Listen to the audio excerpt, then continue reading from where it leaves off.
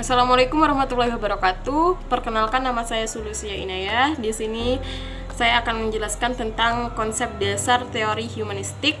Dan sebelum itu, saya akan memperkenalkan nama-nama kelompok dari kelompok 8. Yang pertama yaitu Muhammad Wahid Zaini, yang kedua Muhammad Syauqi Musyafa, yang ketiga Eka Windiati, dan yang keempat saya sendiri Sulusia Inayah.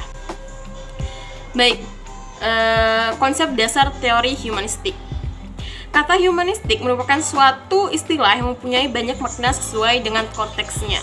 Maksudnya di sini seperti dalam konteks keagamaan, yang mana yang berarti tidak percaya adanya unsur supranatural. Nah, di sisi lain, humanistik itu juga berarti minat terhadap nilai-nilai kemanusiaan yang tidak bersifat ketuhanan. Nah, sedangkan dalam istilah akademik sendiri itu tertuju pada pengetahuan tentang budaya manusia, seperti studi-studi klasik mengenai kebudayaan Yunani dan Roma. Pendidikan humanistik sebagai sebuah nama pemikiran atau teori pendidikan yang dimaksudkan sebagai pendidikan yang menjadikan humanisme sebagai pendekatan. Nah, teori pendidikan humanistik yang muncul pada tahun 1970-an itu bertolak pada 3 teori filsafat. Yang pertama yaitu pragmatisme, progresivisme, dan eksistensialisme. Yang bertolak itu maksudnya adalah yang dilatar belakangi atau sebab munculnya ya, atau sebabnya. Pragmatisme itu dalam pendidikan adalah memelihara keberlangsungan pengetahuan dengan aktivitas yang dengan sengaja mengubah lingkungan.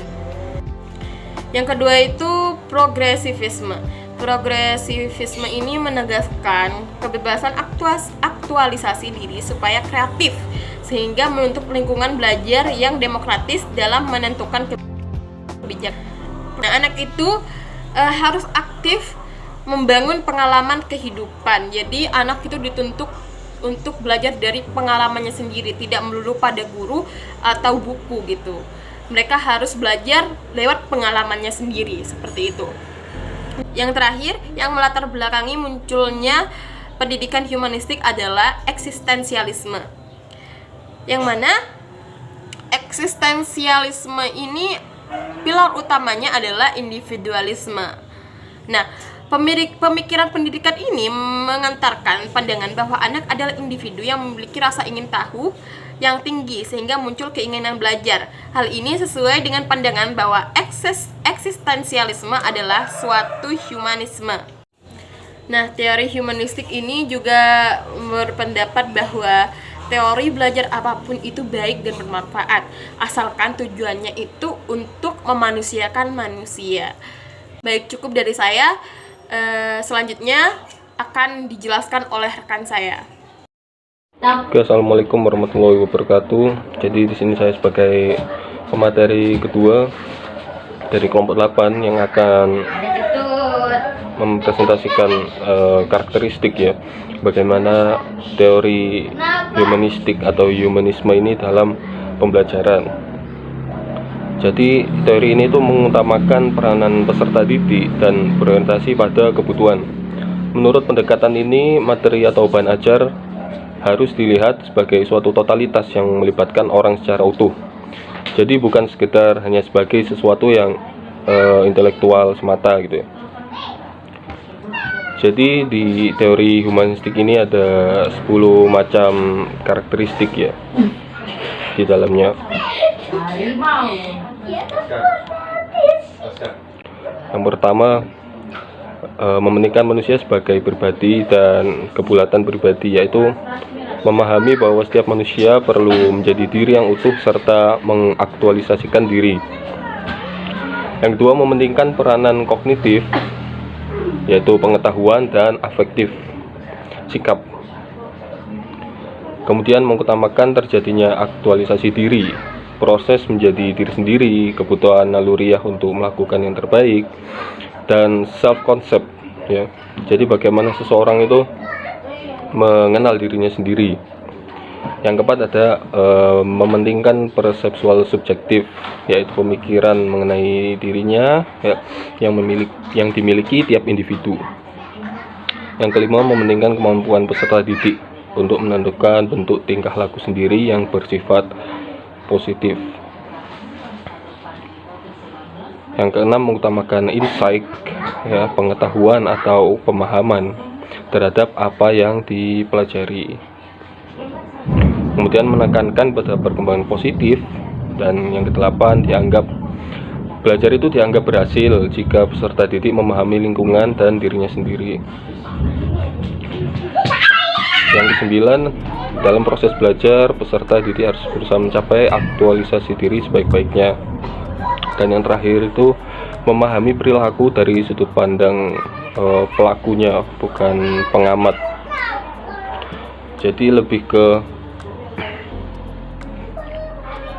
bagaimana jika kita ya sebagai pengajar itu berada di posisinya peserta didik gitu. Jadi humanistik ini tidak menyamaratakan, yang menganggap bahwa murid atau peserta didik itu hanya sebatas wadah kosong yang diisi sama rata, tidak, tapi lebih ke mengenal pribadi satu persatunya gitu. Jadi karena ya minat dan bakat seseorang itu ya, tiap-tiap orang itu berbeda, dan itu cara pengembangannya pun juga berbeda juga, cara menyikapinya dan apa yang diajarkan gitu nanti. Mungkin itu dari saya, terima kasih. Selanjutnya presentator ketiga ya. Assalamualaikum warahmatullahi wabarakatuh. Perkenalkan, nama saya Muhammad Wazaini. NIM saya 2141010600033. Baik, di sini saya akan menjelaskan tentang kelebihan dan kekurangan dari teori humanistik. Kelebihan yang pertama yaitu bersifat membentuk kepribadian secara utuh. Jadi teori humanistik itu membentuk karakteristik dari siswa itu sendiri. Yang kedua yaitu merasa senang karena memiliki inisiatif diri sendiri dalam belajar. Jadi siswa itu mengembangkan pola pikirnya diri sendiri. Untuk dorongan dari guru itu hanya beberapa persen saja. Yang selanjutnya kelebihannya yaitu guru menerima siswa apa adanya serta memahami jalan pikiran siswa. Jadi apabila siswa itu dituntut untuk mengembangkan pola pikirnya sendiri, maka gurunya juga akan menerima pola pikir siswa itu apa adanya. Seperti itu. Dan kelebihannya masih banyak ya, bisa dibaca di makalah. Lanjut saja ke kekurangannya. Kekurangannya teori humanistik adalah peserta didik lebih bersifat individual. Dari pengembangan pola pikir yang dilakukan oleh siswa itu sendiri tanpa ada dorongan dari luar atau dari guru juga, itu bisa membuat siswa menjadi bersifat individualisme atau bersifat menyendiri, tidak bergaul dengan temannya, seperti itu ya. Terus kurangan yang selanjutnya yaitu peserta didik kesulitan dalam mengenal diri dan potensi-potensi yang ada pada diri mereka.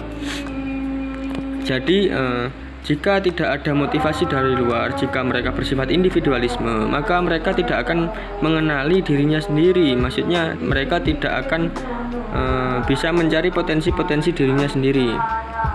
Yang selanjutnya yaitu siswa yang tidak mau memahami potensi dirinya akan ketinggalan dalam proses belajar. Jadi siswa yang tidak bisa mengenali potensi dirinya sendiri itu pasti akan ketinggalan dalam proses belajar. Seperti itu. Terima kasih. Lanjut presentator selanjutnya. Assalamualaikum warahmatullahi wabarakatuh. Baik, saya Eka Windiati. Di sini saya akan menjelaskan sedikit mengenai materi selanjutnya, yaitu materi yang terakhir tentang implikasi teori humanistik terhadap pembelajaran bahasa Inggris. Jadi seperti yang sudah kita tahu gitu ya teman-teman, bahwa teori humanistik ini merupakan teori yang kita kenal sebagai teori yang menekankan bagaimana memahami persoalan manusia dari berbagai dimensi yang kita miliki, baik itu dimensi kognitif, efektif maupun psikomotorik gitu ya. Nah, teori ini lebih banyak membahas mengenai konsep-konsep pendidikan yang dimana proses belajarnya ini ideal untuk membentuk manusia yang dicita-citakan atau yang diharapkan, yang diimpikan, gitu ya. Nah, keberhasilan dalam mengimplementasikan teori ini harus dilakukan dengan terciptanya kondisi dan suasana pembelajaran yang menyenangkan. Jadi dalam pembelajaran anak-anak atau siswa ini bisa merasa aman, nyaman, sehingga bisa menyerap informasi atau ilmu pengetahuannya dengan baik. Kemudian kita juga sebagai guru ya diharapkan mampu memberikan kebebasan bagi siswa dalam memahami dan mengatasi materi atau informasi yang diterimanya. Jadi kita juga memfasilitasi siswa untuk bisa melakukan kegiatan belajar mengajar dengan baik. Nah, adapun implikasi teori belajar humanistik ini adalah pendidik atau guru ini dia sebagai fasilitator. Jadi psikologi humanistik ini memberi perhatian khusus bagi pendidik yang memiliki peran sangat penting, di mana dengan berbagai cara untuk memberi kemudahan belajar dan berbagai kualitas sarana kepada peserta didik. Jadi kita sebagai guru memfasilitasi proses belajar mengajar, memberikan ilmu pengetahuan, pengertian, sehingga siswa ini dapat menerima, kemudian menangkap, memahami, dan mengimplikasikan kepada kehidupan sehari-hari, gitu ya. Nah, ada beberapa alternatif yang diberikan oleh guru untuk mengimplementasikan bahwa pendidik memiliki peran lebih dalam pendidikan ya, untuk meningkatkan kualitas dan proses belajar mengajar. Yang pertama, sebagai fasilitator sebaiknya memberikan perhatian, menciptakan suasana awal pembelajaran, situasi kelompok atau pengalaman kelas. Jadi kita sebagai fasilitator ini memberikan attention gitu ya mengenai suasana pembelajaran, kemudian sosialisasi, situasi kelompok atau pengalaman kelas. Jadi kita sebagai fasilitator ini memberikan attention gitu ya mengenai suasana pembelajaran, kemudian sosialisasi dalam pembelajaran dan lain sebagainya. Yang kedua yakni terkait dengan fasilitator membantu untuk memperoleh dan memperjelas tujuan-tujuan perorangan maupun kelompok di dalam kelas yang bersifat umum. Jadi dalam pembelajaran bisa melakukan pembelajaran secara individu maupun kelompok, dan kita menjelaskan tujuan pembelajaran ini apa, gitu ya.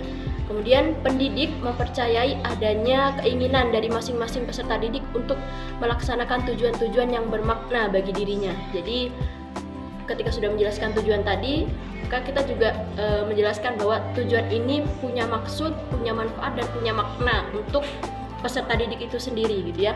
Kemudian pendidik menemukan dirinya sendiri sebagai sumber yang fleksibel untuk dapat dimanfaatkan oleh individu maupun kelompok. Jadi di sini guru itu diharapkan bersifat fleksibel, ya. Kemudian sebagai tempat untuk menanggapi ungkapan-ungkapan yang di dalam kelas dengan bijak atau sesuai, dan menerima baik isi hati yang bersifat intelektual dan sikap juga perasaan. Jadi di sini dalam konteks guru itu bisa menerima pertanyaan, sanggahan maupun masukan-masukan yang diberikan oleh murid sebagai bahan untuk evaluasi juga. Jadi kita juga berkewajiban untuk ketika mereka menyampaikan isi hati maupun menyampaikan isi pikiran mereka, kita harus menanggapinya dengan bijaksana, dengan baik, begitu ya. Kemudian pendidik di samping menjadi fasilitator juga bisa sebagai seorang siswa yang turut berpartisipasi dalam menyatakan pandangannya ketika dalam diskusi atau yang lainnya. Nah, jadi ketika melakukan proses pembelajaran yang dilakukan secara berkelompok, berdiskusi, maka guru atau pendidik diharapkan juga memberikan feedback atau berinteraksi dengan murid yang melakukan pembelajaran, sehingga terjadi komunikasi yang baik dan melahirkan pemahaman yang baik juga kepada para siswa, gitu ya.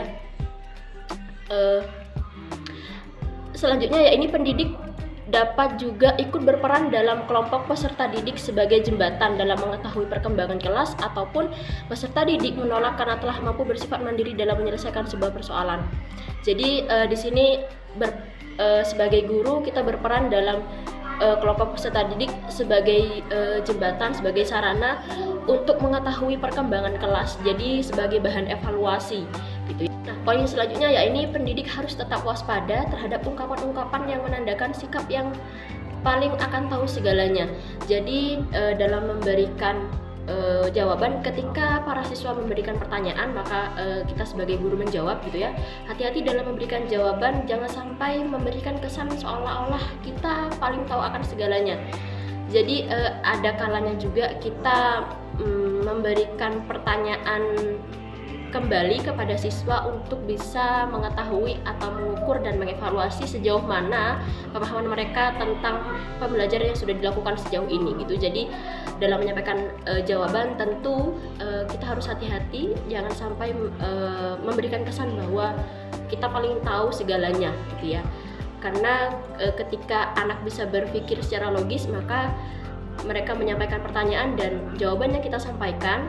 Ketika mereka mampu berpikir logis dan mereka merasa bahwa jawaban-jawaban yang sudah kita berikan ada yang janggal menurut mereka atau ada yang mereka tidak mengerti, bahkan mereka belum puas dengan jawaban yang kita berikan, maka pertanyaan-pertanyaan selanjutnya akan tetap disampaikan sampai mereka merasa paham atau puas, seperti oke, I get the point gitu ya. Makanya hati-hati dalam memberikan jawaban.